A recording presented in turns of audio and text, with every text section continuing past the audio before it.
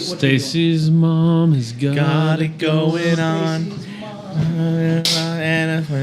Welcome to the premiere Stacy's Mom podcast, Axe to Grind. Fountains of Wayne Deep Dive. Here's where we talk about hardcore music. Welcome to episode 30. That's what it is. Okay. 3 X's. 3 X's. Got that turkey? It's a darky. Wow. The final frame. 10th frame. 10th frame. The 10th frame. It said final frame. That's actually kind of hard too. That's hard. Final frame is, that might be the last song on the last EP. It's true. It sounds like it could be like a horror video. Well, here's game. my vibe is the final frame. It's because it's like got a Salad Days thing, but it goes hard.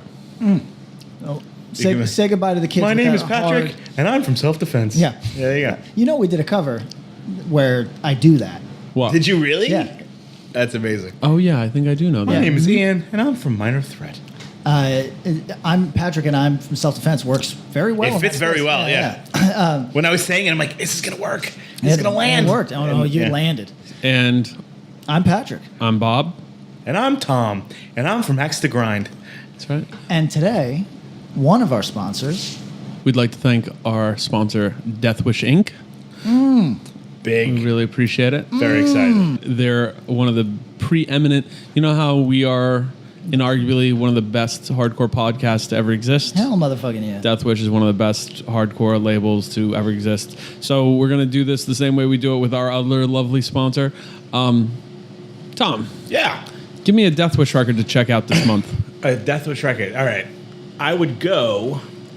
There's just so many. There are a lot. There are really a lot of great records. Quick, concise, to the point.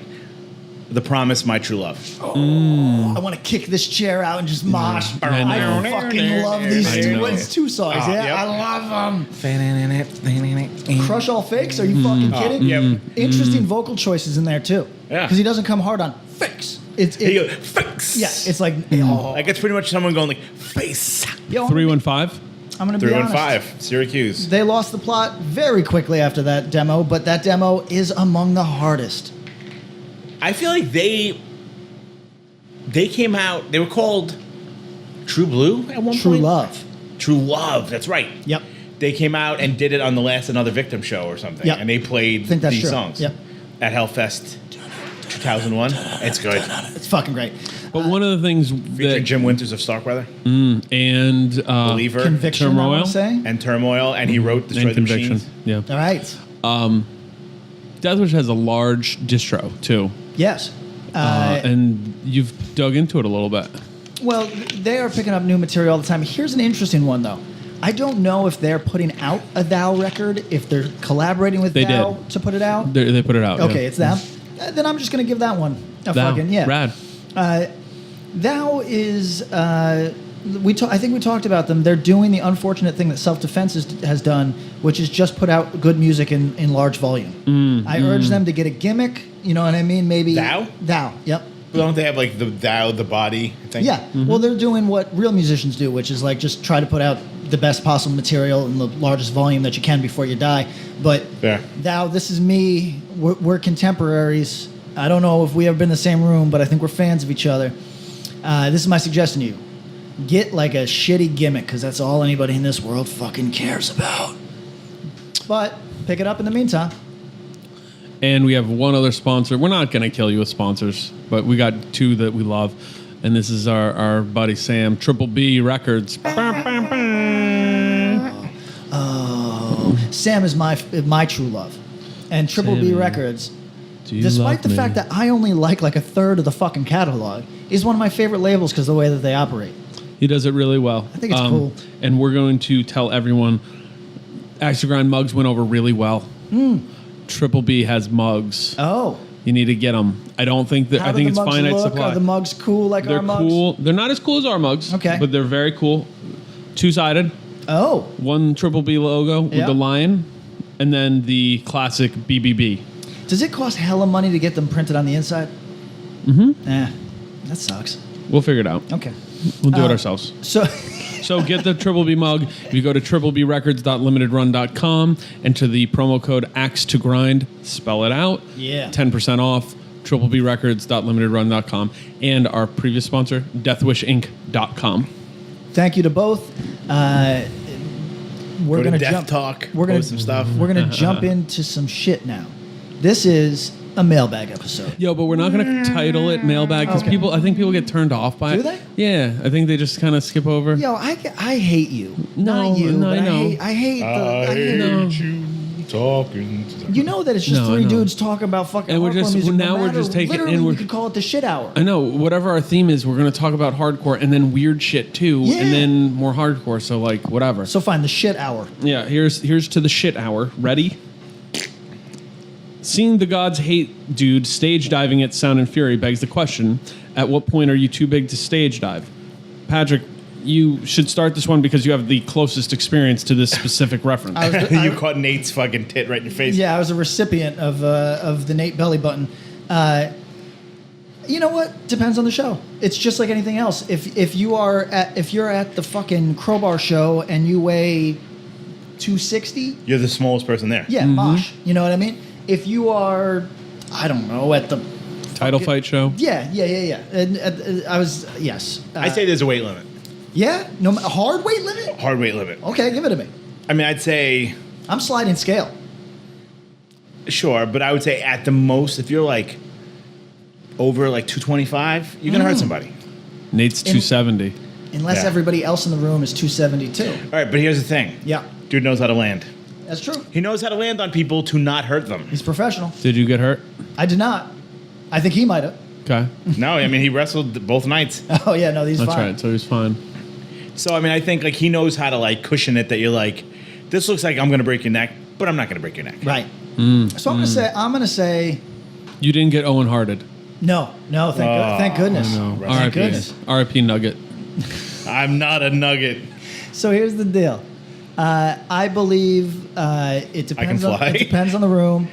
It is. Touch the sky. You know, it's like with anything else. Social contract. I just got broke by Nate. broke me in half. Nate, That guy's got a family. there's also a thing. If you're like, it's not just your weight. It's if I look grizzled, Nate can jump on me all day. What's the worst that's gonna happen? You could break your neck. He's not gonna break my neck. You could. He could. Yo, weird things happen. Weird things definitely happen. Bad fall. Maybe you have, the eggshell skull. I mean, I assure you I do. A But, spin-off podcast, Bad Fall Podcast. It's where we select one legendary like wrestling match where shit happens and shit goes wrong, and we just critique it with varying levels of knowledge on I think it. we should frame by frame it. You Yeah, know what I mean? I think Just that's a good still idea. frame. Oh, it's terrible. Bad Fall. Yeah. Bad Fall the podcast. Yo, you know when you're too big. I, as somebody who's 6'2", 6'3", depending on what kind of shoes I'm wearing, and 6'4", depending on what kind of shoes I'm wearing. If Kinda you're, lips- when I was if you're wearing no, yo, in my Jordans. my beat ass Nikes, I'm 6'3". In my New Balance, they got a little more support in the heel. I'm 6'4". So I think about Wow. Sibs Creepers like once a week. yeah, I know. And it Once a offends week. me every time. Yeah. I Is feel it? I terrible. think it's an insecurity thing. I feel for me. terrible every time I think about it. But he doesn't wear them during Gorilla Biscuits. That's No. what bothers me. I also don't think he wears them down to the A&P. You know what I mean? No, he doesn't. Yeah. I think He he wears it wears. for I think he Sibs. wears white Vans, no socks. Yeah. Those fucking things probably smell so bad. Yeah. When I was Like a bum's ball sack. when I was young and weighed 100 pounds less, didn't matter how tall I was, I could. Yeah, I think the fall height is anyone could- immaterial. Height's in there. I guess. heights. But once you hit But a a tall certain weight, motherfucker. Like, have you ever, like... Do you ever go to shows when James DeJean would go? Mike DeJean's little brher? Oh, Very big we've guy, discussed yeah. it. Who's He's literally 11 like feet tall, you told 11 me. feet tall, and he Yeah. just like he'll dive and he unfolds, and you're like, I'm a safe distance away. No, I'm not. Like that's. No. Yeah, and I could. You can go pretty far, and I'd But say. he would like do like a kind of legs overhead kind Yep, of thing, and and your they'd be like, legs and go they're way unfurling, they're unfurling, they're unfurling. Fuck. Bam, yeah. Yeah, and he wore like motorcycle boots. It wasn't great.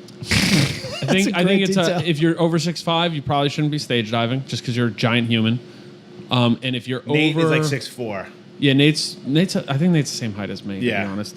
he like when they like do his For wrestling. wrestling, you got to lie. He's like 6'6", 275. Yeah. yeah, it's a lie, definitely. Don't fucking kayfabe, bro. yeah, don't break Yo, don't break this, kayfabe. this is a broken kayfabe podcast. Damn. So, I think the weight, you just got to be careful about it because you could be a big fit man, and it depends on how you carry Like, it. how much too. would you say say the dude James harm's way. He probably weighs 250 because he's fucking all muscle. Yeah, but I feel like That dude lands on you, he's gonna break your neck. You think? Okay. Yes. Well, and he's more so than solid. me or you or even Patrick, like I'll take it. the 17 or 18 or 20-year-old who's still like their Like shoulders learning that haven't body. broadened. Yeah, they're Yeah. still like, oh, my fragile bird wings, you know. So I'm gonna. This is the hottest take here. I'm a guy with fragile bird wings, and I think that sometimes you just gotta risk it. All right, you now what I know. mean? Next time I see you at a show, Yeah, I'm coming for you. fucking jump right Balls on me. first. you know, Jump stage right on me. diving is so fun. gonna Sean I don't Kemp want to you. take that away from anyone. Nah. So, all right. Next question. Thank you for that. I don't remember who asked the question. Deleted the email already. Ashley asks, "Hey, Hey, What's up, Ashley? is Pat secretly an Aquabats fan? Does he have any other ska favorites we would be surprised to hear about? Streetlight Manifesto rules, and they're having the 10-year anniversary tour currently. You gotta spill the beans on this one." Yo, who's this? Ashley? Ashley, Shout out to the Ashley. So no, I'm not a crazy ska fan, particularly that era of ska that she's talking about. Streetlight does nothing for me. Streetlight's modern. The Yeah. only thing I love about Streetlight, have I talked about this on the podcast? Yes. That the dude lives in the woods. Awesome. Yep, we're familiar. So Bought his catalog back. Good for him. Do your thing. fucking awesome. Yeah, bought his catalog back for like $1 million and fucking lives in the woods. Fucking makes money, hires and fires. Fucking he's the Don. Ultimate respect, but write better music. Yo, the godfather of ska. You know what? I should revisit Streetlight, but Catch-22 too, which some people stand by so hard. And saw him at Earth Day at Howell High School in 1996. Not they were good. yeah, Okay. a couple of songs. Was All at right. the Keysby Nights record release show at the Cove in Roselle Park. Whoa. Come for me, I'll be sitting at my desk with a gun Right. in my head, wearing a bulletproof vest. Right. My, how the time does fly. Wow. Not for me. No, it's not for me either, but that song's catchy as fuck. More or less than Jake, dude, over I here. hate that shit. See, I'm- Real Big Fish. this and all whole- stuff. that Not whole- Real Big Fish. yeah. Real Big Fish is the pop. I fuck with Dance Hall Less than Jake's Crashers. real shit. Op Ivy. Op Ivy's cool. I told you this. Full ska. I learned to love Op Ivy as a grown man, like 3 years ago. Wow. So the answer here is Do you like the Aquabats? I don't know. in a what a fun idea Yes, sort you of like- way. Yeah. Conceptually, I am an Aquabats fan, says Patrick. Apparently, somebody Musically, not so much. it hasn't been on Easton's radar, is it? Aquabats? No. They were big for a minute. Because like it's Yo, children? it's Yo Gabba Yo Gabba affiliated, Gabba, yeah. right? Or whatever the fuck. Easton likes the Moana soundtrack and DRI. Slayer. Yeah. And yeah. That's it. There's some weird story that like there's a dude in the Aquabats now that was in Far Throwdown Side? and Death by Stereo. Oh, yeah. Arresting officers? One of the dudes from Farside is in Aquabats. Really? Wow. Not Popeye. Look, No, Papa. I don't. If the Aquabats tapped me to be in the Aquabats, I'd be like, yeah, why the fuck not? Yeah, why not? Sounds fucking They fun. draw a lot of adults Oh yeah. without children. Oh yeah. Yeah. Would you get an offer to do Aquabats? Mm-hmm. Month-long full US, you're getting like $200 a night. Or 2 weeks, you're in Blue Man Group in Vegas, $300 a night. Wait, 200 versus 300? 200 for a full month or 2 weeks at 300. I mean, Blue Blue Man. Man Group. Blue Man. fun. That's You tough. I think You know, that gig PVC. might lead to more. You know, I hit the dude that does Asian Man about. He does a kids label, puts out just kids music too. Mike Park. Yeah, Mike Park. And I was like, yo, if I don't want any money to record because we can do it for low money. Can I, if I hand you a self-defense children's record, I hate children. would you put would you put it out? And he was like he was open to the idea, you know what I mean? Like, because here's a cheat code world. If you give people a free record, they're typically into it. But I think It's going to be called Kill the Breeders. I think I think a children's record from self-defense would be fun as fuck. What's the vibe of it? Probably something about like Went to the toy chest. Nothing works. no, it's gonna be it's gonna be like we're spiraling towards an ecological disaster that your generation can't avoid. Oh, so it's going to be like die young. the Willy Wonka boat ride where Yes, it's psychedelic? Yes, it's Okay. well, it's going to be the Lorax meets Earth Crisis. The Lorax meets Earth Crisis. I think we have our title for this episode. Nothing works. I keep this dude anonymous. Okay. Wicca phase? Question mark, exclamation point, question mark. Oh my god! Again? This shit is garbage. Start the below video at 8 minutes. Nah. Shit, anyone can sing monotone and out of tune. I don't know. Maybe he has allergies and his nose is stuffy. Should I drink some cough syrup and try again? Yeah. My response. Yeah, def. Top track has 1.2 million streams. Are you Somebody old? likes it. Might not be for you. Are you young? Might not be for you. Response, old and no fun. Yep. Listen, We talk about it. We're going to talk less about Wikiphase. No, I actually like the gag that we just talk about Wikiphase every episode. Detain and Wikiphase are like key search terms on our fucking That's podcast. true. I want to say what's up to Fantasy Camp.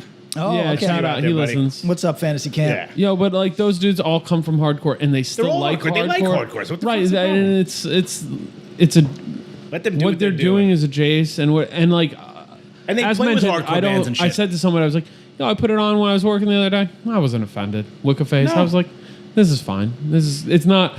I'm not putting it on to engage on, but I also wasn't mad about it. No, and I Just- think let them. You know what? They're still playing with hardcore bands and stuff. Well, let me be totally frank.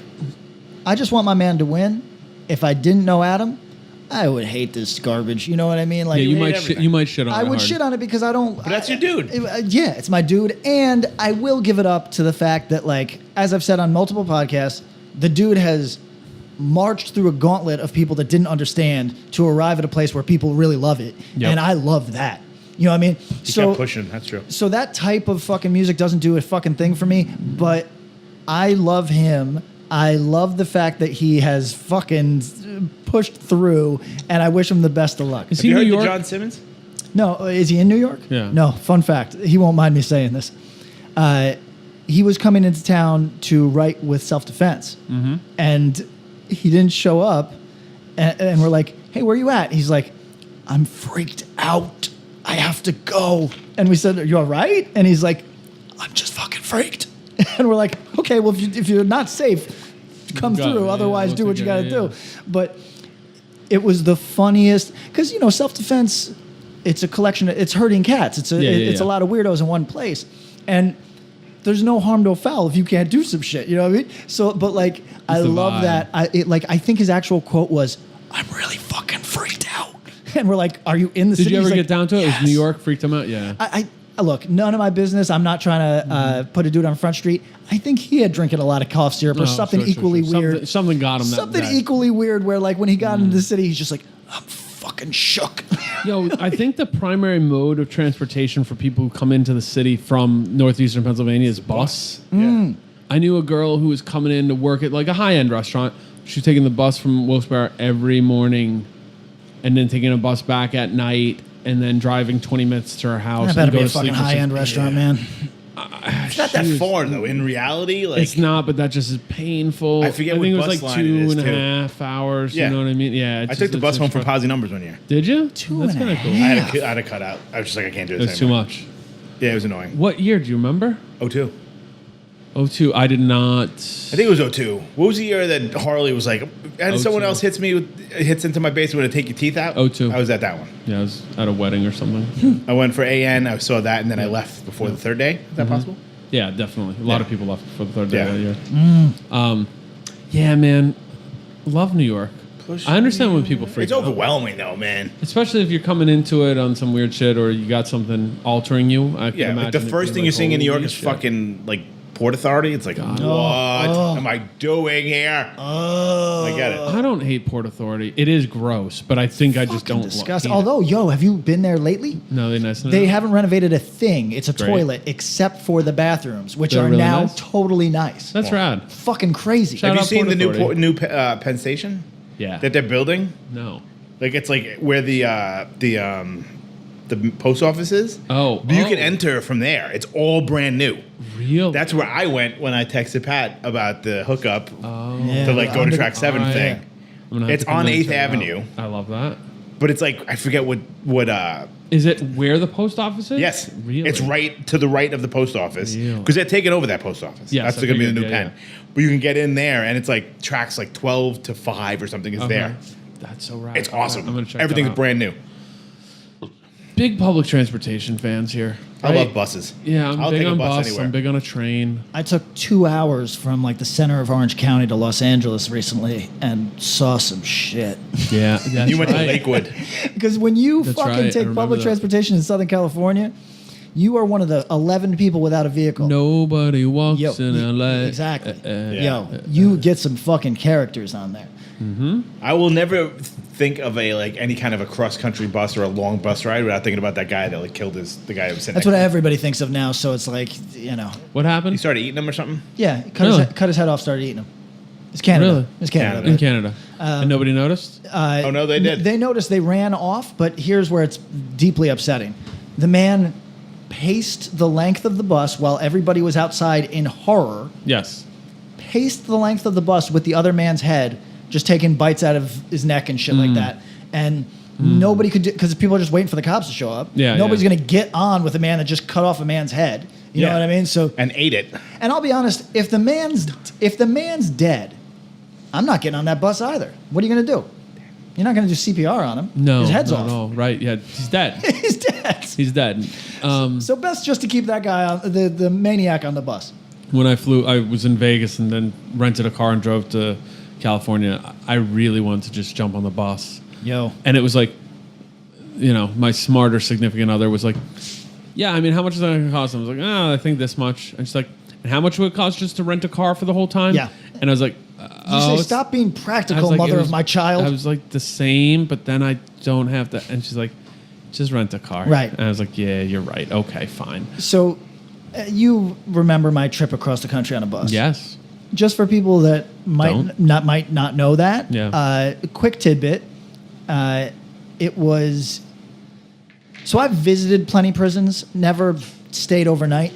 Now, I think everybody listening knows that there's a racial dynamic to prisons, right? Yep. Maybe, Get out of here. maybe some people aren't aware of this. The cross-country bus is no different. I sit down, a 50-year-old white guy sits behind me, and then leans forward and goes, "Hey, man, just in case this bus fills up, is it all right if I sit next to you?" And I said, "Yeah, that's fine." And he goes, "I just think it's important that we stick together." And I said, "Yeah." He goes, it's just like these things can get rough, and it's just you got to stay with your own. And I was like, "All right, weirdo." Weird Sit next. vibe. Oh yeah. And what was the dynamic on the bus? Did it fill up with people who are not of your white-skinned ilk? Oh yeah. Okay. This guy felt much more comfortable being next to me. I should have made him aware that if for some reason the race war popped off You're on on this the other particular side? ground, Yeah. I'm on whichever side's winning. Yeah. I don't give a fuck. You know what I mean? Like, I'm getting off the bus I alive. don't see a color, I see life. Yeah, exactly. I don't give a fuck. Yeah. So, Yeah, if you pull out a weapon and I can knock you in the back of the skull and win favor, I'm in. yeah, whatevs. So, You like Tom Segura, the comedian? Yeah. He does a whole thing about that, about how if it's like a black dude sees another black dude in a fight, he's like, I'm gonna help my fellow black person. But he's like a white guy, they're like fuck, like a white guy sees another white guy getting beat up, they're like, fuck that guy, I'm just like and not getting involved. I mean, in my life, Yeah. I've never seen a white guy gotten and beat up let and me said, help him never. my racial compatriot. Yeah, they're like, fuck that dude, he probably did something. If not now, before. Race dynamics of a bus. Yeah. Yo, it gets for people that don't know. Yeah. There's a lot of fucking runaways. Yep. There is a lot of people who are evading the law. You will get pulled over by police at least once who are looking for that someone. long. Yeah, I did a Wow. bus from Philly to the Outer Banks, and we got pulled over in like Virginia. Oh, yeah. It was a while ago. Yeah. Really? Yeah, Looking for someone in particular, or they just run everyone's information? No, the cross country bus I was on pulled over looking for somebody in particular. You did a cross country. Yeah. he Oh, did a I didn't cross-country tell you bus. this? No, he doesn't. You don't know this story. No.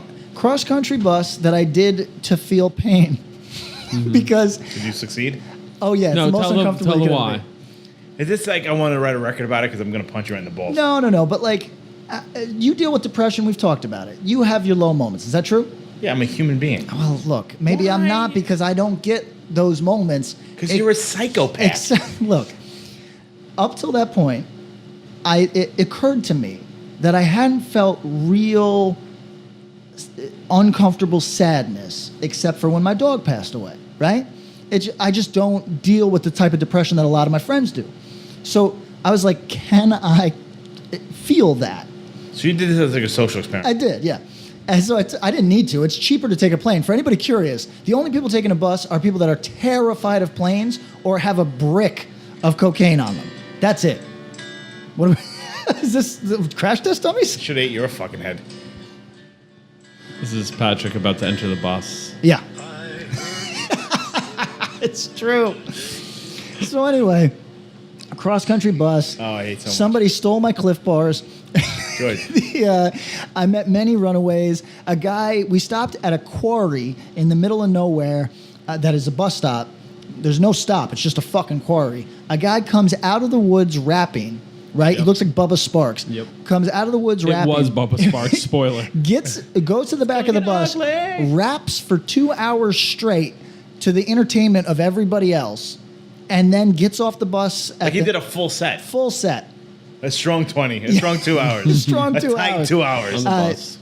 It was just a wild experience. And people were stoked on it. Oh, yeah. Of course. Because anywhere in New York, they'd be like, shut Yes. the fuck Yes. up. No, people were with it. People were with it. Did you do any like beatboxing or?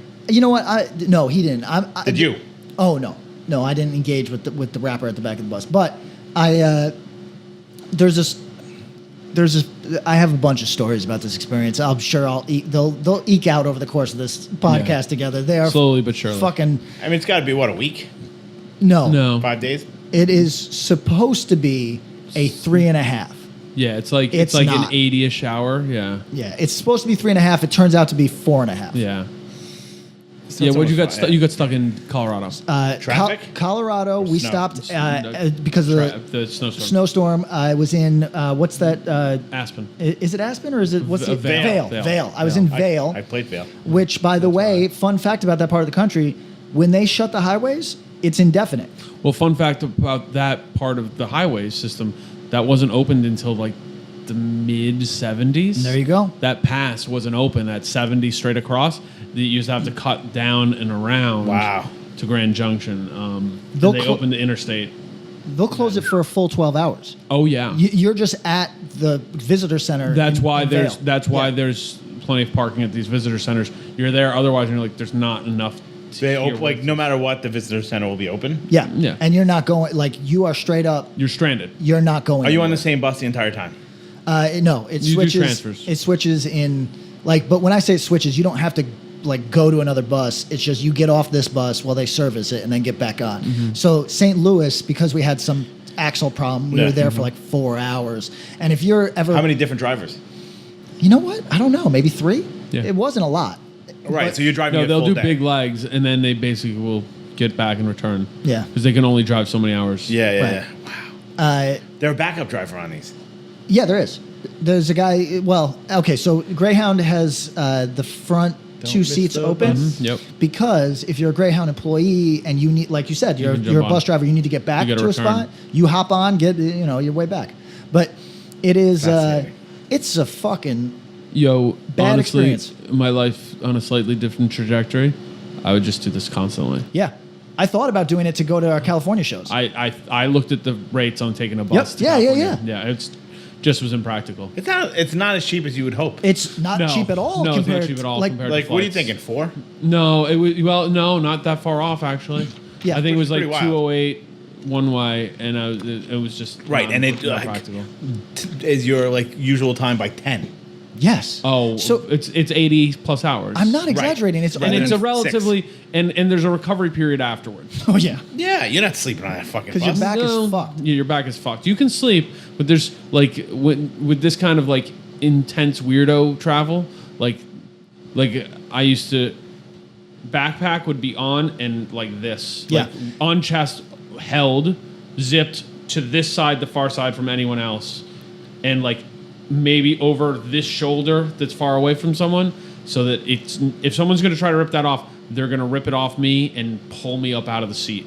Wow. There's like people woke up screaming on my fucking bus. Oh, like yeah. it's Yeah, I mean it's the least advantageous form of travel that you can it's exclusively for people who for some reason can't cannot fly. or Who've take chosen- a train. right? And because trains are even more expensive, but like the bus isn't so cheap. It's not cheap in a way. It's not the Chinatown bus, which No. we've experienced, which is Yeah. cheap, so you do it, and it's cheap, so you get people who can't afford to.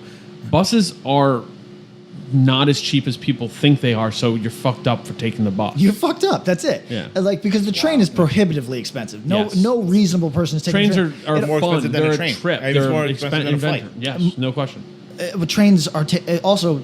I think we've been over this. In the interior of the country, Amtrak just rents those lines. They don't own them, so Yep. they have to defer to freight trains. So you can just be on the side of the fucking, like, on the places where there's a little The get off. switches, Yeah, the and they switches. pull. You can just sit there for an hour and a half, 2 hours. Yep. Because you're waiting for the other train to go by.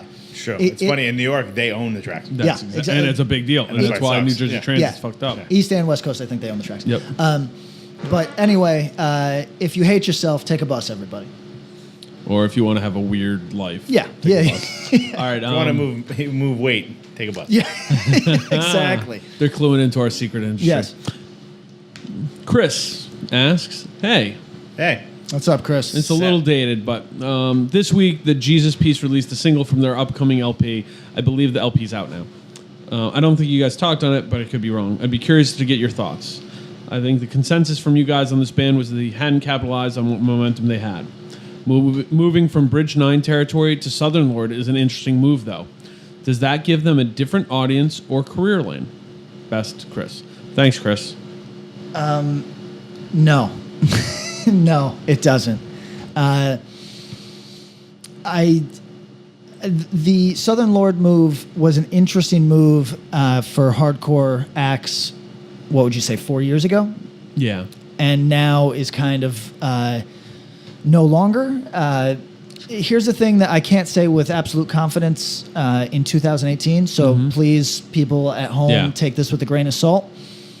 Sometimes these labels sign interesting distribution deals that require a certain amount of output. And I believe at one point that was the situation with Southern Lord. I do not know that to be the case anymore. So again, take it with a grain of salt. But what that meant for some bands was that they were signed and putting out records for sure. Yes. But perhaps not getting the type of attention that they needed. Yes.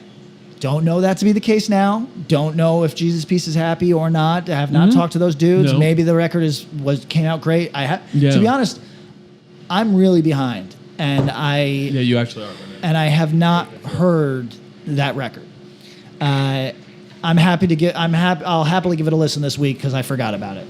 But the fact that I forgot about it speaks to the fact that maybe They didn't do a good job. maybe not a ton of people are talking about it. Doesn't seem to be really kind of buzzing. Honestly, I think it looked like the vinyl pre-orders did well, Okay, yeah. but I couldn't quite tell what the deal was because then I saw the label posting that there was still more available from the Bandcamp or this or that, so I don't know what kind of whole system is going on. Yeah, I don't know. It feels like I believe some of the members are doing other stuff. I don't know if Jesus Piece is full-time or what they got going on. We'll see. It feels like they lost. They had a moment where it seemed like they might have the kind of energy that Vane has right now. Yeah, well, They had a very finite moment and it passed. Yeah. I watched a live video though where they are good live now, and I think that helps Vane so much. It's so good for them. And I think that Jesus Piece could definitely fucking do that. I haven't heard this record. If it's good and they have that live energy, I'm of the view that they should be out there touring because there's going to be people that Pick up on the live energy. 100%. And they've kind of straddled a couple worlds, so I don't know what their LP is going to sound like. I haven't listened. Let's hold on. Code Orange opened up some doors. True. Oh, absolutely. Vane capitalized on those open doors and is opening their own doors. Absolutely. Jesus Piece, in my view, Could bump in through a couple of those doors should they want to. and maybe open some of their own. And I think that this is a very fucking exciting time if that is your lane of heavy music. I think Right. that all of you out there who are into heavy shit, some of which, like, Bob and I are looking at each other, we're like, it's not our thing. yeah. But it's got to be exciting for you because there's a moment where people care. And if you're like a fucking 25-year-old kid who has chops or wants to get really good at that particular no pun intended, vein of fucking aggressive music, Yep. this is fucking your window, man. You could Yeah, you fucking got a be, chance. you could be part of something that's cool. And with that said, I'm not putting this in the hardcore framework because, like, honestly, some of this stuff and some of these opportunities, doors that we're talking about, fall outside of the even broad definition of hardcore. But fuck it, if that's what you want to do, go make your music. Go make your know? music, man. So we're gonna do a new music episode probably sometime in early September. Yeah, and We're able even to though reconvene. it'll be old, let's talk on. And Let's talk on it. because we got a bunch of records to do. Yeah. We still have to talk about that Culture Abuse LP in a Oh, more sure. deep way and give some deep listens. Tom, any thoughts on Jesus Piece? Like, does it cross when you talk to friends? Does anyone bring them up or talk about them at all? No, not Right. that I know. I mean, the younger folks that I know or the older, like, Right. I don't know. Yeah. I have. I mean, And doesn't seem to be hitting with anyone that's in my circle. Yeah. And there's no disrespect to those dudes. No, They're it's just doing in the well. circle, It's just yeah. not like for whatever reason it hasn't really. You know. Good question. Jake has a pretty interesting question. Yes, we do like Converge. All right, next. That's JB. Hey guys, on the podcast, appreciate you saying that. I have 2 questions. 2. They're kind of like 1 and 1.1a. All right. Y'all were talking about how bands who self-released records and how it is perceived, which has changed. So remember, we spoke kind of more on how it was perceived. Yeah. Yeah. True. But what about bands who only release on foreign labels? One of my favorite bands, World of Pain, Wow. released a new record in later 2017 on a Japanese label, Retribution, familiar, big label in Japan, Yeah. and then re-released it on their usual label, BDHW, My boys. Breakdown Hardware. Records Beat out, down hardware. Beatdown Hardware, Beatdown Hardware, yeah. Not Out Breakdown. of Breakdown. You're giving it too much I credit. know. Records out of Germany. This band, who seems to be pretty successful in the States, plays bigger fests, but only does one-off weekends and only tours overseas. And all their content is released on foreign labels. So, my question 1.5 is, are they cheating? How do you think people perceive a band who seemingly has a large following in the States and out of the States, but only tours out there? Thanks. Okay, Thanks, Jake. if I had known we were going to get this question, I would have hit my former barber, Paul Dove, who played drums in World of Pain until his move. Maybe he still does, but he has moved to Western Massachusetts now. From San Diego? Yep. Why would you move to like Springfield from San He, Diego? okay, so his girl. He had a pierogi and was like, oh. His girl, I think, is pure Southern Californian, and she was actually excited to move, if I recall. I'd have to ask Paul, but she was And how did excited she to feel try the first something time new. snow closed their house She in? might still be into it, but he was into the lifestyle because as a barber, you can have a totally really good life, right? Yeah. But paying Southern California prices to live Kind of cuts into can that. take a chunk out of anybody, you know? Sure. So I That's think he true. was just excited to own a home. And people on the East Coast get haircuts. Yeah, absolutely. I mean, that's his attitude. Less so in Western Mass. That's true. Yeah, well, you're cutting a lot of fucking neck mullets over there. Thrice a year. Yeah, but I mean, respect. I do the same. But here's the thing. I would have hit him up and asked the question. No, I love this. It's just is it looked at with like kind of derision? I don't know. I think it is. It's not. so? It's not looked at as part of the like. Pardon this weird fucking expression. The hardcore mainstream. You know what I mean? It's Yeah. looked at as like something that is a side to it, adjacent to it. and I but- don't mean to say this in a negative way. Is World of Pain more of a beatdown band? Like, oh yeah. Right, so they're part of that, and I think in that world, that's not really seen one way or the other. Like, oh, cool. No, if you're on Beatdown Hardware, Yeah, and you're you're the a shit. Beatdown band, yo, that's your best chance at fucking Yeah. success. And World of Pain sells plenty of shirts, does plenty well when they do shows. I think they don't overstay their welcome in their shit. I do not like their music. But respect. Someone does. A lot of someones do. Yeah. So they're doing it and releasing records on foreign labels. it just floats better there. I mean, Physical product is supported in a more attentive way, you know? I really love these scenes, even though I don't like much of what comes out of them musically. I think that this shit is like, it knows what it is, it's fun, and it's like, you know, I wish I could get more into it. I'm very adjacent to that. Like, I put out heavy bands that could play all the same shows. Yes. But it's just like, for me, there's like a weird line in the sand. I've talked about it with Nasty, where I straight up back to Tane all day. Right. And for some people, there's no line there between that and something like Nasty or that and something like World of Pain. Yeah. I think for a lot of people in that world, there is a very definite line. Yes. And for my ears, it comes down to drumming. That's like a thing for me. But if these scenes kind of like float into each other, I don't think anybody loses anything for it. No, I could go on a long thing about the influence of beatdown to more of the like hardcore world, because it's influenced it. It's come in pretty big, and some of the dancing style, some of the activity it shows, that kind of thing, that's been lost, or the like extremeness of the dancing, and like the music just doesn't appeal to me, but it appeals to a lot of younger people, and they think this is what's up. There's something like Detain doesn't hit me with the same, like Nasty almost has parody level to me. Oh, sure. Right? Is that unfair? Do you think that? You know? Yeah, like, I mean, it seems like kind of like a like their logos the are over the darkness. top. Yeah, right. The darkness of Beatdown. hardcore. But like, you know, I don't think that hits World of Pain. I think they know their lane. They do what Absolutely. they do. And I also think that for like regarding their touring schedule, when a lot of those dudes have kids, as I understand it, and when you're family people that know that you can't make like career money off your band, you pick your spots. Yep. And if they're big in Japan, that's why you play Japan. You know what I mean? Like, there's no reason for World of Pain to try to fucking do good business in New York City when they are going to do great fucking business. Des Moines or whatever. Yeah. Yeah, in Japan. Yeah. So, I wish that I could get into more of that stuff musically.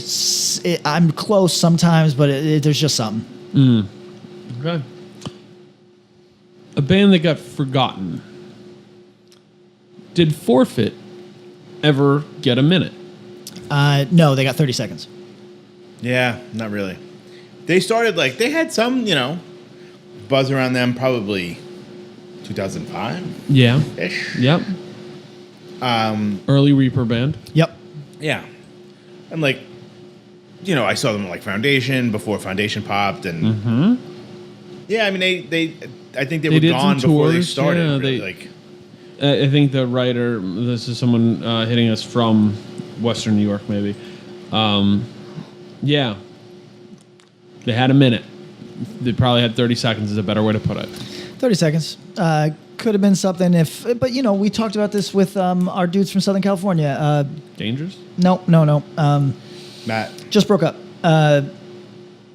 Forced Order. Forced Order. You are good at what you do. You're not yet great at what you do. You might have needed another record to be great at what you do. And since we didn't get that, it's, look, some bands, we look at something like Trapped Under Ice and it comes out the gate with such fucking mind-blowing, precociousness, right? Like, it just, wow, this band is fucking fully formed from the egg, Yeah.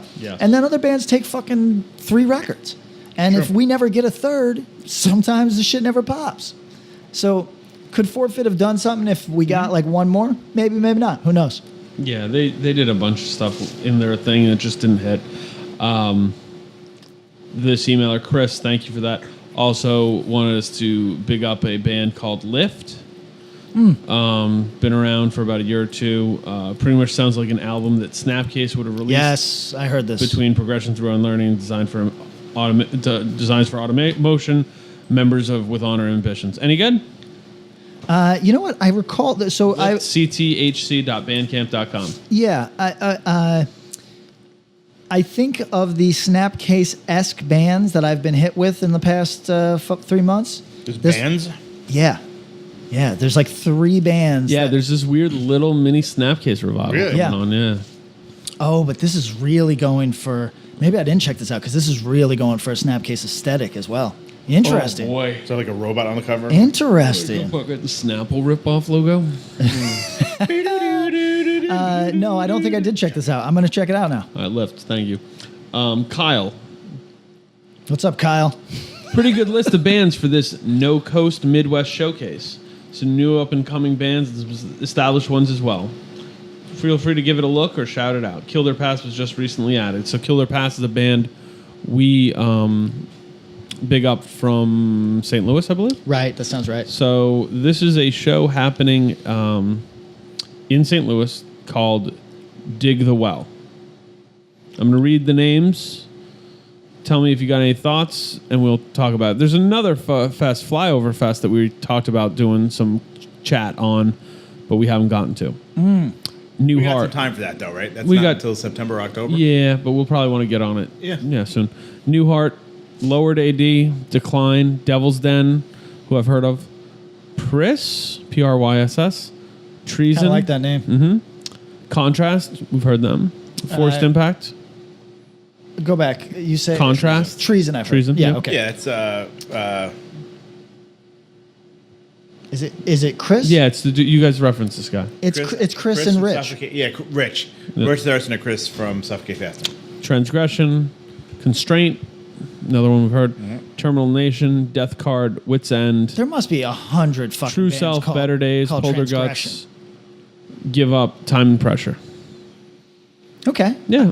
Couldn't speak to it, but I can't really I'm a speak to all weird that. masochist that's going to listen to everything on some of the Midwest fests that I have no idea. Yeah. I'll just include this. I'll listen to every one of those. And so the thing I will tell you is that a move to discover new bands is to look at some lineups, and if you see something you like, then to check out everything else on it. Yeah. Now this is one where you probably are unfamiliar with everything on it. I am. Yes. Check out some, see if any of it sticks. And if nothing sticks after the 5th or 6th band, maybe it's not for you. Right. But, it's a good way to check things out. All right, let's see. Sorry, so I have to through there. Dan hit us up. Booked end of the year. I think this is a dude who booked you guys in Wisconsin. Shout out to Dan Appleton. from Wisconsin. Oh, Appleton! Yeah. Fuck. He was shouting out because of the Bridge 9 board. He met Mike on the Dag Nasty board, Okay. which I remember and was a I do member of. remember. What was it called? The Dag board. It was It wasn't like Dag Nasty. It was like... Fuck. there was a whole Dag Nasty website, fan Right, website. no, of course. yeah. It was called but it was like .org. Yeah, it was like the Dag board. It was something. I can't remember it. And I'm going to Google it. while you Trying guys to find it. But he met Mike. Shout out Mike. Here's an actual question for y'all. Why doesn't Resurrection get any love? Tom, you got to get honest with this. A couple years ago, I was hanging out with friends that are now in the mid-40s. I said I've been listening to the Resurrection discography a lot, and they both looked at me like I said I saved my shit in jars. Good saying. The one guy said, fuck that. 108, I get it. 108 rules. I'm not contesting that. But why do people think Resurrection is so much worse? Is it maybe the fact that I've only heard the cleaned up discography version? Oh, yeah. That's fair. That's definitely. Thanks for doing the podcast. Yeah, thank you, Dan. I mean, 108 is just so much better. Yeah. I feel like this dude's asking two separate questions. If you're asking, hey, why doesn't Resurrection get the respect that he perceives they deserve? That's one question. If you say, why don't they get the respect That 108 compared to gets. 108? Yeah, it's because 108 is 30 I times got the two band. words for you. Vic DeCara. Yeah. well, so here's my response because I do sometimes try to give this a little list. Potential reasons. 108 had more of a name brand recognition. Vic. Krishna Core thing. Maybe better recordings across the board. Definitely. I don't think that's even arguable. Even though the early 108 recordings aren't anything to write home about, Resurrection they're recordings were so pretty much bad. better than the Resurrection And now I recordings. love Resurrection. I love them too. Resurrection LP has major production issues. Major. Yeah. Sounds like it was recorded in a toilet, like like The 7-inch is, Port Authority bathroom. Better recorded than it. the 7-inch sounds like it was recorded in the Port Authority bathroom. The LP was recorded in the dumpsters behind there. 108 was around longer and more prolific, toured more. More metallic sound that appealed more broadly. I fucking love 108. We'd say that, yeah, it's just so I fucking love Perfect the hardcore. band. Fuck. And the Dag Nasty website was called Dag House. Daghouse, Wow. daghouse.com. That's daghouse.org. I think it was .org. Yeah. .edu. Yeah. I got nothing but time. Yeah, good old. Let's see here. Thomas asks Thanks. / tells, Hope I'll if there's one thing I can't state enough, it's that more young people need to listen to Blacklisted. Good luck. I'm listening to a Patreon episode right now, and Amelia mentioned that she doesn't care, which is a totally valid viewpoint. Correct. False. Go on. They broke up after that. What are Blacklisted doing to stay relevant to the kids? Nothing. Nothing. Yeah. That's what he said. I'm just confused as to why older people aren't handing them down in the same way other bands from this era have been. I think Modern Life is War is a perfect example to compare them to. Both bands are active after a long snooze. Both bands just put out 7-inch singles this year. Both bands had their classic albums remastered and reissued on Deathwish in the last few years. I think a huge thing is the full album tour aspect. Modern Life is War did one for Witness in the US, and Blacklisted did it for Europe only. I get that it was money related. I don't think I would state that as fact, but emailers saying, I get that it was money related, which is a real thing and understandable for working class bands. I would imagine that doing this and playing some of the bigger fests, like This Is Hardcore, elevated Modern Life is War to a more revered status and got the attention of a younger fan base. No, I can't say that because Blacklisted played all the same shit. Yeah, to me, it seems like Modern Life is striking a chord with the kids and the comeback in general, and Blacklisted isn't. For two bands from the same era with fairly similar fan bases and legacies, what can be done to make Blacklisted great again? Thanks, Thomas. Great hat. Yeah. You want to kick us off, Tom? I don't know. I mean, I feel like, I think it's comparing apples and oranges. yeah, and I think, I mean, my own personal experience, like, when Blacklisted hit, they hit hard. Yep. But when they missed, they missed. Mm-hmm. And I think, you know, for every no one deserves to be here more than me record or fucking Heavier Than Heaven, something like the 7 inches, and as they got weirder, I think they lost people. Yeah, it's hard for me to relate to because You're a I fucking love player. everything Yeah. they've done. Well- But I mean, the same thing, like, Modern Life is War lost people. Yeah, That they lost Midnight in America record, lost no a one lot of gave a people. That shit. EVR record, no one cared about. No one cared I about. also I wonder if we're in a bubble or if whatever this guy's Tom. name, Tom.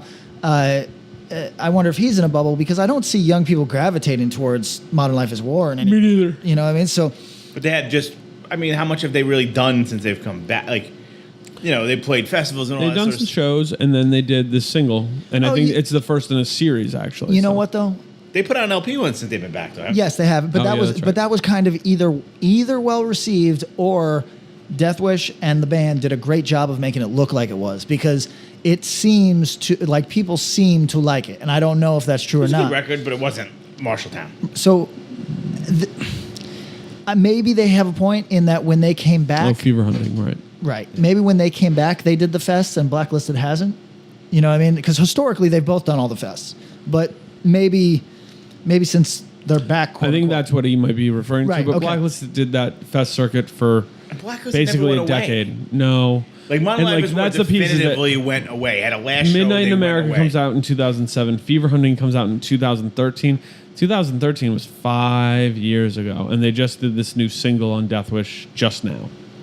So, Yeah, I mean, Modern It's Life is War hard. I had don't- a final show. and I don't think people are passing them down. no. I don't see that as much. I hope people take this as us Blacklisted or trying to Modern pass. Life is War? Modern Life is War or Either. Blacklisted, really? Yeah. I don't think Who I is see that. getting passed down? It's a good question. Kickback. Yes, Right. You know what I mean? Rather than fucking, things that you are, know. and I say this with respect because I like Kickback, but things that are essentially manufactured history, not things that were actually hot. I was there. Yep. Yeah. I played with them in Paris. Manufactured history. Well, and that's the rewritten history. We need Yeah. to do another one of those episodes and update it. Yeah, like it's Because- people talking about it now. Where were all y'all? yeah. Well, played that and a one, lot of them were too young. Yeah. But it's where they they played the create a Black and Blue mythology. Bowl. I know, but even the people who maybe were into them when that's happening are creating more of a mythology around it 'Cause they don't and exist, passing it yeah. along and saying this was the craziest. And it's like that wasn't even really relevant to a lot of the world of this stuff. Although So- when people sent us their favorite hardcore photos, oh, that was really good. that was a great photo of the guy from Kickback. Robbing a grave. Yeah, Oh, I didn't see that. it's great. So sick. Yo, I know we've been through Kickback. I know we don't need to say anything else. I fucking love that they don't respect anything. I fucking love it. They definitely don't. Yeah, That's right. my fucking lane. We're like the kickback of podcasts, so it's cool. We're gonna kick We're not over some moving to graves. Thailand to like No, engage in. but I respect nothing. So fucking right on. Let's go smash some graves. Yeah, All right. Stefan. Matt asks, I don't believe the new Vane record could have come out sounding like it does 10 years ago. Correct. I equate this to accessibility to music and the fact that these guys have influence from many different corners of hardcore, punk, and metal. It's so many different ideas purged into one. Maybe meant a different word, but that's okay. Maybe merged. Merged, yeah. Purged. They were killed into one. Yeah. Or like Culled thrown into up one. Yeah. That's why people are going to like that, like them.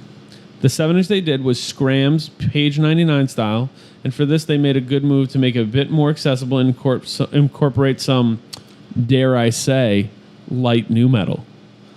This is no diss to them or their record because I think the Motherfucker. record sounds awesome, and I was one of the kids who wanted far away from new metal as fast as humanly possible. Thanks, guys. Thanks, Thomas. Could this record have come out 10 years ago? I mean, it could have. It wouldn't have had the same impact. Yeah, I said sure. Would it go as big? Nah. Like literally, when people talk about this, when the No Warning Ill Blood record came out, it had kind of a bouncy New York beat, and people called it new metal. Oh yeah. Then they do a record that does have vague traces of Linkin Park on it. What is that? Suffer Survive? Yeah. But still has some pretty clear hardcore parts. And people tripped out and called them like Judas. Yeah. That compared to a lot of the things that are coming out now is like just straight up hardcore. Yeah, that's It's just the movement of time. And Ben you know, sings a little more. yeah. And honestly, it's just the movement of time. This record definitely has a lot of that. I said if you threw different production value, put a little noise over those fucking tweak parts, it could have come out on Youth Attack. look. I hear Screamo as an influence on Vane. I don't hear it as being. Like I didn't hear fuck- scrams on that 7-inch stuff. I mean, I guess I do in the respect that it's like, It sounded like fucking hot Discordant? cross to me. but it's like, it always sounded moshy enough to me. You know what I mean? I think that the Scram's influence is overstated on. Well, I shouldn't say that. That might be an influence of theirs that they take very close to heart. Yes. What I hear in it is not that first. You know what I mean? That's not what I hear first. But that said, okay, so it's there, but then it's got some fucking mosh. It has a tougher overall flavor than any Scrams band I've ever encountered. And now it's got System of a Downisms throughout, right? Yeah. No, that couldn't exist with any fanfare 10 years ago. That's definitive. Correct. If it did, let's say this. Vane. If it did, it would have been in the Foxy Shazam realm. Oh, my God. Or it would have been in that space instead of like kids, this is hardcore going nuts for it. Like that. Like that. That's them. That's them going nuts. Speak of the devil. They shall appear. Okay. Buddy Joe says, hey guys, started listening around episode 15. Went back, listened to the ones before, all caught up now. Thank you. Yeah. I'm 22. I just got into hardcore. Okay. Grew up listening to rap from my dad, and mom was playing the Cranberries and Elton John. Okay, I'm with that stir. Straight edge lyrics resonate the hardest with me, even though I'm not straight edge. Interesting. My favorite album is Songs to Scream at the Sun. Not straight edge, unfortunately. As a kid who grew up semi-aware of the hardcore scene and what it meant to be straight edge, Is 22 too old to get into hardcore? And my second question is it lame to like straight edge lyrics a lot if I'm not straight edge? Ask Jamie Justa. He's made a career of it. I don't drink or party. I just smoke weed. Thank you. Smoke that weed, son, and fucking listen to whatever. Straight up fucking mosh for Earth Crisis with a blunt in your fucking mouth. It doesn't fucking matter. This is fucking kickback rules over here. Yeah, it doesn't matter. Yeah, correct. Matters. And even that, like, yo, whatever you take, even the most devout straight edge dude who wrote these lyrics, if you take something from their lyrics and feel like you apply it to your life and do something good with it, make you feel good, make you be healthy, make you do whatever, you got it, just makes son. you put up a new personal record at your fucking gym. Whatever. Yeah, You know it's what I mean? fucking cool. God bless. And yo, 22 is a normal age to get into shit. Do it. Yo, it Don't actually feel any is. embarrassment. We Yeah. think about like oh, I got into shit at 15, so everybody's got to. That's weird. And it's just pockets. It's when I do feel weird because I think it's designed for people to be younger, but not like you can't. Like, you discover shit when you discover it. 22 is cool. Yeah. Do it. Also, look at to the men in this room. 22 is still fucking quite young. You're a baby. You're a Baby. baby. Have a All good right. time. He also said to check out Discourage, Defend, and Jawstruck, all Bay Area hardcore. Love to hear you guys take on current California hardcore. We're going to do like a depth crawl Do we on not talk that. about California hardcore? We do, but it's a big place, and they like to hear more. And I don't think we talk about, like, if there's Bay hardcore happening right now, we don't talk about it very much. Like But- Bay, B-A-E. BAE. Yeah, like my Bay. Got it. All right. As old as time. From your old friend, Craig. Ahead? No. Mattes? Craig Mathis. Mathis. Yeah. Responsibility of a band. Love the podcast. Thank you. Friend of Tom's from way back when. What's Sure. way back when? It's probably since the late 90s, early aughts. So Nice. it's been a minute. Been a while. Yeah. He moved Probably out have to someone Arizona. listening who was not born yet. Rad. Yeah. Here's an argument that a friend and I were having the other night. How much responsibility does a band have to keep control of their crowd? How culpable should artists be when their mosh call-outs lead to kids getting hurt? What does irresponsible look like? I would just like to point out this Craig before, like a good Craig story. When we played, and Most Precious Blood played the Hellfest 2002, and as we started, they came out running dressed as the presidents from Point Break and started stage diving as the presidents from Point Break. Wow. It was pretty Wow. fucking awesome. It was like fucking mid-July, 100 degrees. These fucking lunatics were in suits and fucking president's masks. Craig sounds fun. It was great. It was so fun, cool. Anyway, responsibility for like mosh calls and You know what to expect from me. yeah, I sometimes I kind of feel you got to feel some responsibility. You put that into the ether. So when Most Precious Blood played Brooklyn last time, and you said, punch your fucking friend in the face until their teeth come out their neck. And they then die that dude did. At screaming. first, I was like, "Fuck, did I say that?" And then that dude did. And his friend was like, did you feel bad? Felt terrible. Yeah. If I had said that, I would have really felt bad. I don't know. I feel like when you're trying to kind of elicit that response, you're somewhat responsible for that response. Not totally. No. You don't believe me. You've never been in a heavy band in your life. I take a real hard stance going the other way. If I throw handguns into the crowd and scream, shoot each other, every person's their own arbiter. It has nothing to do I with have a me. feeling Andy Rice would make you sign some contracts taking your Probably. I would liability. definitely- I mean, would I feel I feel bad. Oh, I don't want to see it. I don't want to see that. I anybody was get like hurt. a party to it. Party. All right, next, get me out of here before I fucking punch this guy. There's no responsibility, but it's basically, you know what, the thing people do, that be good to each other, take care of each other, we're on this together, tropes, this shit's real.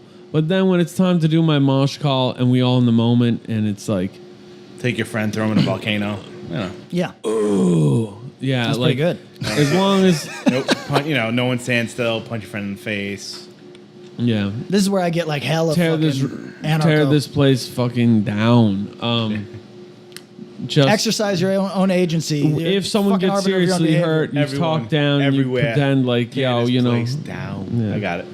tear this place- Tommy Carroll. Yeah, your responsibility is after the fact. Make sure nobody's dead. Just don't let people kill each other. But there's no guilt. We're a guilt-free podcast. Yeah. Like Ray Capo would say. Me and the singer from whatever Frenchman sang for Kickback. What is the fuck his name? Stefan. Me and Stefan are grave robbing together. I don't give a fuck. Kill each other. All right. I'm late to this party for one of the Patreon episodes, but the juggler guy, I gasped. Woof. Greg has a pretty great TED Talk, Greg from Trial. Yeah. How important was Trial to you guys? Thoughts on the Bystander single? Let's just do this quick. Hey, Bob, how important is Trial to you? Hey, Patrick, how important is Trial to you? Hey, Tom, how important is Trial to you? I love the guys in the band. Yeah. And you know I think them. they were a good band. I Yeah. mean, but like my friendships with them definitely Supersede your any interest in bands. music. Yeah, right, absolutely. And I think they would say the same. I've known them for 20-something years at this point. And I said in the email, I think we've talked on Trial before, varying level from buddies to don't care at all to sucks. So yeah. I will say there's no denying that the Are These Our Lives material sucks. Like, That was a comparison to These Are Our it Lives. sucks. So like, Bob, you and I have talked about it. We can try Are These Our Lives every 5 years. We have. Like, that's a record that I keep trying. That intro doesn't make the needle move I've at all. heard a million. You know what? I'll go back and listen to it this week. But honestly, like the stuff before that, I think if you told me it was good, I would look you dead in your fucking eye and call you a liar. Okay, and the follow-up here. I'm being honest, that probably mattered more after I got to see one of Greg's spoken word tours, which was many years after maybe the height of their popularity. I tend to really get into or enjoy bands long after they've been relevant or hyped. What's your opinion about people like myself? Well, you're not helping me out here. I would still rather listen to Go It Alone. Okay.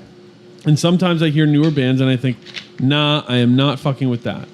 I think probably had more exposure to Eulogy, Trustkill, and Ferret bands before I even heard stuff like GB, YOT, Judge, etc. Obviously, I love those bands now, but I definitely did everything ass backwards. Speaking of those labels, would you guys ever do a deep dive into them or that period of time? 100%. I think that's 100%. fun. No question. Yeah. Already answered yes. And I said two things. One, what's my opinion on that? I think there's a lot of people who take time to warm up to shit. Yo, if you're a born hater like me, you look at everything playing and you go, I can find something wrong with this. Yes. If you look at shit in the past, you don't have that same sort of. You're not compelled to shit on someone that you in 3 dimensions. They're Correct. more abstract to you. Correct. I do this. I try not to do this. And to the person that is currently doing this, I'm out here on the fucking road. Help me out, my dude. Yeah. Yeah. let's Don't do wait for me to be in a fucking grave. Right. You know That's what I mean? true. Don't let things become posthumous. Don't Van Gogh this shit. And also the experience of having more exposure to Eulogy, Trustkill, Ferret. You know, those labels just had better distribution and saturation everywhere And than caught a Revelation. moment. All of them caught a moment. Yes. Dude, they And were like a major fucking label. Yeah, GB, YOT, Judge, yeah, that's canon. But those were weren't around records for that it. were 10, and they were at the time of anyone 15 years here. old? Yeah, at the time of this, like I think given your time period, you're saying early to mid aughts, Eulogy, fucking 15 Trustkill, years Ferret. old. Yeah, like 15, those 20. records. Maybe every odd Best Buy would have something, or your local record store might have it, but not everywhere. So Sure. that's not your story is the same as many. Don't Many. It's a don't tale feel as weird. old as time. All right, Dan Brennan. Dan Brennan. Hit us, Dan. All right, what do we got here?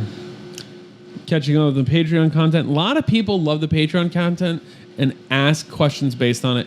Get in here, go listen to those episodes. It's probably 7 or 8 by this point. Go dig in. Catching up with the Patreon content and the talk of Civ Lemonade Bandits. I wonder what that story is. Better go join up Patreon. Reminded me that I have a genuine single favorite part in the history of hardcore, and is the mosh part in the song Et tu Brute from the first Civ LP. Okay, yeah. There's something about it that innately speaks to me musically, kind of like in The Simpsons when Nelson steals the vest from the try and save and just go, it's the kind I like. I'm Right not on. even a huge Civ fan in the grand scheme. I just recognize for that about 45 seconds in that song, they're as perfect as any band. So my question for the group is there a single exemplary part within a song that you could point to where you'd be like, this is it. This is the kind of hardcore I like if you had to do so. All the best, Dan. Oh, Thanks, Dan. yes. Yo, I mean, the first, I don't know, 30 seconds of Salad Days. I don't know. Like, there's just stuff that rings in. It's not like perfect hardcore, but anything that gives me chills when I listen to it now. And that's a lot of things. You know, there's a lot of things that I have a nostalgic spot for that just send me up. And there's stuff that's perfect. Like, I don't know why, but in my head, like, Poison Idea's been going. But the song Pure Hate, the first, like, when the guitar kicks in past the drums, you hear that drum, like the kick drum. I have my part already. Yeah. You got go. it? It's so much different from yours. It's Go. just funny. That's fine. I don't know what minute it is, but in Arctic by 108, when it stops, like a jolting phone, cataclysmic in the bone marrow night. Where is sleeps so behind Arctic me? is- Oh, I'm getting chilled. Arctic's great. But I was gonna go into like I was like, are the hollow of the bones of lonely? the That's best a great part. But no, but a jolting phone, cataclysmic in the bone marrow night. Don't it's even like, know what the fuck he's talking about. Great. Great. You're getting woken up in the middle of the night with your Great. phone ringing. Yeah, but then he says a word that I've had to Google and it doesn't exist. What? Escalate. Yes. It's insulate and escalate. No. It's hold on. Is escalate? Yes. Escalate. Another Not escalate. apropos of our guest for the next podcast, Die 116. Wow. You ever get into Die 116? No. Deep cut. They have a part where it's like it stops, and in the back it's just a busy signal. It's like ding ding ding ding ding ding ding ding ding ding ding, and it's the same kind of thing. The lyric it goes like a cappella, and it's like I'm a picture of a man with his head in his hand, ramming it into a wall, and it goes into like this mosh part. I just love Yo, it. maybe we should do a best parts episode because there are That's a the lot. best part. Like that's There's a sick lot part. of parts that I'm like, oh, that gets you, that sends the chills. Briefly did a record label called Arctic Records. Did you? 108. A jolting phone. So we've talked about sleep to sound clips. So I love the "Oh really, sir" on the fucking Indecision? Yeah, on the Indecision record. Did we do that? I haven't listened to it in a very long time. Oh come on, it's the fucking classic. I think it's Rosemary's Baby, right? Oh, yeah, you're offending Rosemary. Yeah, that thing? It's great. I love that going into That's the a good song, point. That's going a good into point. yeah. That's a good Oh, point. I think we might bring that back for I fucking back love to school. it. I love it. And make that the countdown. And I love also in the song "Drug Song" from Endeavor. It's two men arguing about the CIA supplying drugs to inner cities, and then it just stops with the two men are talking over each other, and then it just goes, "Did these things happen or didn't they?" And it's so fucking good. But we can talk. There's in the Swizz song "Paralysis." I can go fucking. Do you want to do? All We right, we're should gonna do a do best deep parts. down, Yeah, deep dive, like top 20 of All each right, of yeah, our We're We're favorites. going to take some time, top 20 moments. Yeah. That's a good Yeah, thing I'm for you in good. the I'm van. in. All right. Good question, Dan. All right. Evan says, I think we're offending Rosemary. That's a good point. That's a Jesus. good point. That's a good point. Pretty good. okay, so when older hardcore bands who drastically change their sound and fan base get added to a heavier or more traditional bill, is it better or more productive for them to dust off the old hits or say fuck it and play more recent songs? I.e., Boy Sets Fire on some of the Bane farewell tour versus Saves the Day at the final Bane tour, Bane show. So you're saying that Boy Sets Fire played more recent songs and Saves the Day was like, fuck it, we'll just do our classics. So what's better? What's I better or think more productive? It depends on the aim. I think Boys It's Fire was trying to go out and do Promote their shit. the shit, and Saves the Day is like, This fuck is it, fun. we're doing it for these dudes. It's just what your aim is. Right. It was supposed to be a celebration and a thank you, so they did the fucking shit that people wanted to hear. So, in speaking more broadly, what's more productive? Just depends on what your aim is, time and place and what is- you're yeah. doing. Like, if you're a band who's still trying to be active and kick it, and like, I mean, really Saves wanna Day's promote active, yourself, and they probably could headline are. that place themselves and They play probably new could've. songs, and no one gives a Yeah. shit. You know what I mean? So I am religious about not playing old shit. I have no interest in playing old shit. That said, when you go to see a band and their old shit is vastly superior or just more what you want to hear, they had better be a fundamentally interesting band if they're going to play the stuff that is off book, off brand, and not what you want to see.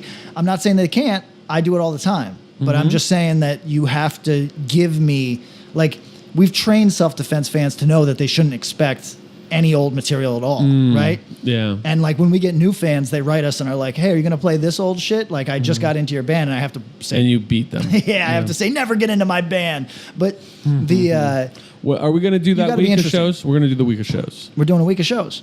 The retirement of all old material shows.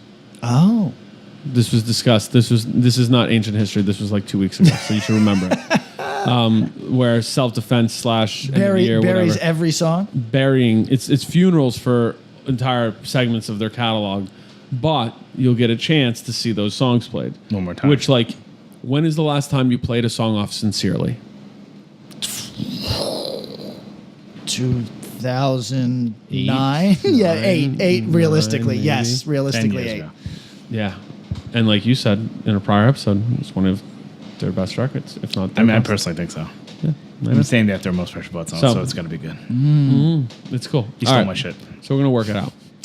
Whatever it's worth, I'd love to hear opinions on a Converge deep dive. It's been discussed. Yes. Been be into that. discussed. Yeah. I think it's one. We'll do another conversation about deep dive stuff because we did Bane. You probably heard that.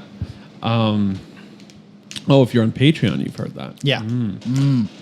We did a deep dive on Bane. Deep dive on Patreon. Bane on Patreon. Fire rises. I was waiting for it. You know what? I kind of want to throw one out. No, brother. I think I'd like to do Youth of Today. I would be into that.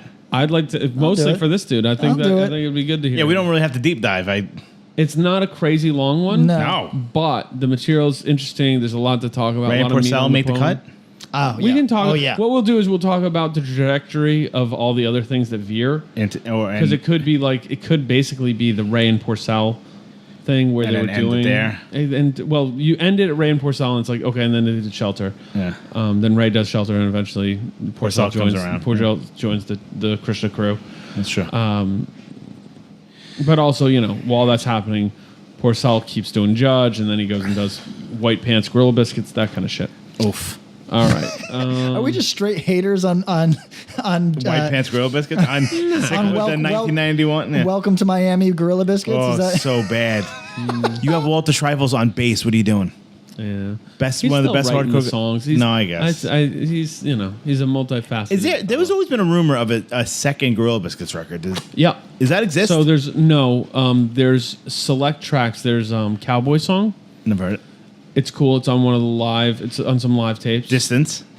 Right? Distance, which was a Moondog song that Gorilla Biscuits took. Oh, I thought it was the opposite. Started as a Moondog song first. Became Gorilla Biscuits. Became a Gorilla Biscuits song. Then ended up on I've heard cool legends about that time period because there's like a hit lost. because Like, Walter's kind of thinking about doing other stuff, but they want to keep doing Gorilla Biscuits. But like, secretly, Gorilla Biscuits is Walter's baby. yeah. Nobody else's. Don't touch my baby.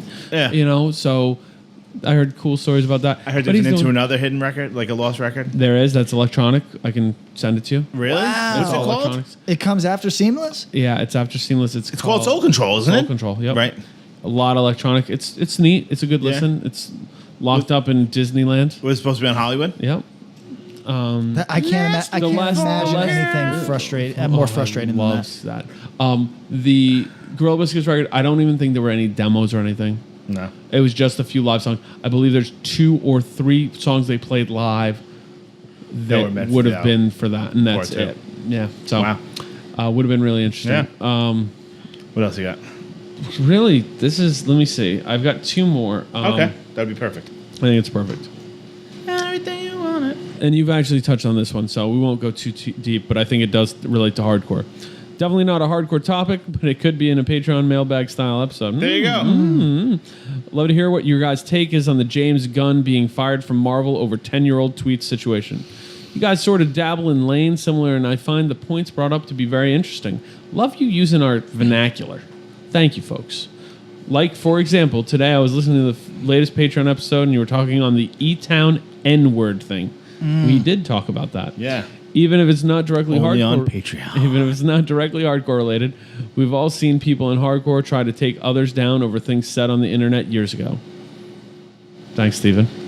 Yeah, I've talked on this extensively, and I don't know if anybody needs to be bored by my take, so I'll just do it as quick as possible. Look at self-defense on Twitter and just read it. Yeah, just look at how I choose to carry myself in life. No, but didn't you talk about this on Twitter? Talked about it in a couple, like Before it was 3 Morgado, tweets. because Morgado hit me up. Oh, yeah. about it. Yeah. Oh yeah, Morgado's Chris from- Chris from Central Mass. Southern Mike Mass. Winnipesaukee? Chris from Banger. You're from Fire Island? Here's the long and the short of it. The only person that benefits from corporate monitoring of speech is the person who has nothing to say. The person who offers nothing to the larger world. It is a do nothing, say nothing, be nothing character that benefits from employers constantly monitoring for speech. It is 100%. No mail. If you are, if you have no fucking, if you're a person that will never say anything scandalous because you have no thoughts, then by all means, call for Gunn's head because you benefit. But Yeah. to everybody who has thoughts in their head, who is not, basically, if you're told that you're in danger of constant, potentially losing your job because of things you say, I mean, basically, I can't believe the things we say. I can't believe the things we say. So, yeah, I truly, Can't believe. I think the United States with the dawn of the digital age is we're late on this. We need laws that protect people from firing for off work site speech. That's it. It's going to happen because otherwise we're going to continuously seesaw between this fake culture war of left and right, digging up old shit on each other and trying to catch each other on new shit at all times. I don't know if I see where you're coming from. I don't know if I totally agree with that. You can't have a black letter law about that because if you go out there and be like, I want to fucking kill most, Polls. Yes. Okay. And if your company sees that and goes, maybe we should get rid of this guy, Yeah, I think you if should be said- protected. Oh, I believe you should. I think you should be protected from firing and anything you say off of the work site. And I think that is as clear. People don't want the fucking liability. I understand, but I think that they should have to go to court. I think you should be able to defend your job in court. I think that the company's responsibility should have to be able to show that your behavior cost them that money. I think that they have to, like, it should be like a civil suit, or it should be like a libel case. They should have to show in court that they didn't terminate that relationship because they just got shook or because they're looking for an excuse to fire you, which is Yeah, of course. So you deserve your day in court. That is how free speech should be protected moving forward. Because I'm telling people right now, it's just going to seesaw endlessly. And the only people that are going to benefit are people who say nothing. Right, but people seem to mix up the right to free speech. I mean, you know this. You're a smart fucking guy. Yep. The constitutional protected free speech Yep. is only by the government. They Correct. can't stop you. 100%. But If you work for a place and they want to fire you, they're allowed to. Right, and I think they shouldn't be, and I'll explain why. Because as we move forward, the government is going to matter less and corporations are going to matter more. And we are really moving towards a space where, I mean, is it inconceivable that in the future governments are second fiddle to, let's say, 11 corporations? Yeah. So to me, unless we are embracing some sick, like I always say, if we want to go anarcho-capitalist, if we want to go like fucking some libertarian nightmare, if You have the band ready for it. Yes, and if we want to do that, I'll get in because I'm willing to go be a potato farmer on land that I steal. Let's go live in yurts. Yes, but for the average person, who embraces legislation in the respect that it helps their lives, I think that they need to embrace legislation that protects them from corporations in the same way that they need legislation that protects them from government. So as we move forward, I think that this will become not just important, I think it'll become one of the most pressing social issues in front of us. But how do you think, we don't have to go too fucking deep on this, but like, how do you think, all right, so I'm fucking Joe Disney. I'm Walt Disney. Yeah, okay, say. Walt. What's Walt? up? I heard you have some uncharitable views towards Jewish people. Tell me Lots more. of people, right? Tell me more, Walt Disney. I can't hear you, I'm frozen. So if I own this company. So you go and say something. Yep. And you cost me money. Yep. Say you put out a record that flopped and cost me money. I could let you go. If you do something that also costs me money, isn't it within my rights to fire you? Well, I currently have a contract. Like, let's take it as the music thing. Like, Sure. if you put out a record, Sure. I have a contract that currently protects the labels that I deal with. Right? They get the option. Like the indemnification clause or something. Essentially, because they get the option, right? But in my view, the worker, and I think that so if you're one of these people that believes that, not you, I'm talking to the royal you. Yeah. If our listener is one of these people that believes that free speech, as it has classically understood, is dangerous because it can be wielded against marginalized people, whatever the view is, right? If you're one of those people, I assume that you also care a great deal about workers' rights. And this is a workers' rights issue. Yeah. And Don't get me wrong. I do not believe this dude should have gotten fired over this. right. But I don't think Roseanne should. Yeah, but that's where we differ. Right. That was and that's where I differ targeted with, against a specific person. right, and that's where I differ with a lot of people because I in no way can I defend Roseanne. However, I think that she should be entitled to the same protections that I believe James Gunn should get, and those protections are is that if you can prove that it should be on the corporation to prove beyond a shadow of a doubt in front of a jury that not only did I cost you money, but that I cost you money in volume enough that we slid beneath what you like. So let's say that you have 20 television shows. Yeah. And Roseanne says something that brings her from the #1 show in the world to the #4 show in the world. Okay. I don't believe the corporation should have any right to fire her whatsoever because they would have to prove that she has gone underneath the threshold for cancelization. So is it only financially based, or is it yes, any kind of morality? no. So you're saying like loss of advertisers, loss of financial income. That'll happen, and I believe that if I believe if it does, then it's on the corporation to get into. And don't get me wrong, corporations are still going to win fucking 8 times out of 10 because they have more resources to fight in court. But I think that they should have to fight in court. Okay, that's fair. Yeah, I think that's. I mean, yeah. My opinion on this whole thing is that I think, there's a lot with intent. It's a lot with how you're saying it and who you're saying it to. Right. That Roseanne shit was like straight up hate speech. Yeah, it was hate. That wasn't her being like, I made an off-color joke that sucked. And also not making a joke 10 years ago and then it coming up and being like, you know what? I had some whack views and I was making a joke that wasn't that funny. That joke just wasn't funny anymore, Yeah. And that joke isn't funny anymore. Right. And I don't this dude know. was making dumb jokes and they were offensive. No, and but the intent was not there. And dude's an adult, so he should have known better. But we talk about this a lot when it comes to hardcore kids. We have some fucked up sense of humor. And there's a lot of hardcore kids on the internet when they're 16, 15, saying dumb shit. Of course. And so when they're getting pulled in, it's whack. So It's true. I don't know. There's a million more things we could say about that, but I think we're gonna call it a night tonight. All right.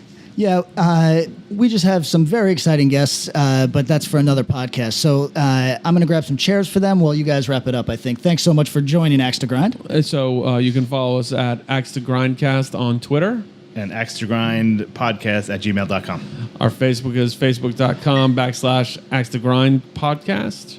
Join that group. It's fun. Support the Patreon. It's fun. And we love you all. Thank you. Good night. Stay Thank you. warm. Stay warm. Stay warm. That's not a problem.